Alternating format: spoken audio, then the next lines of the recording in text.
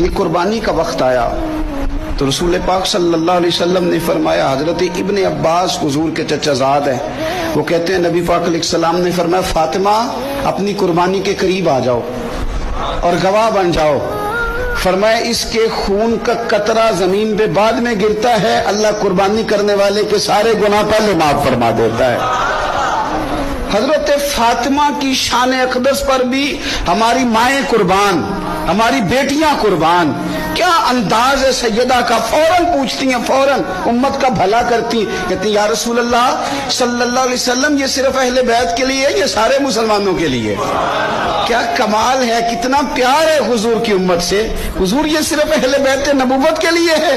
नबी पाक ने फरमाया नहीं फातिमा, ये सारी उम्मत के लिए फजीलत है कि कुर्बानी करने वाले के जानवर का खून का कतरा बाद में जमीन पे गिरता है, अल्लाह सारे गुनाहों को पहले माफ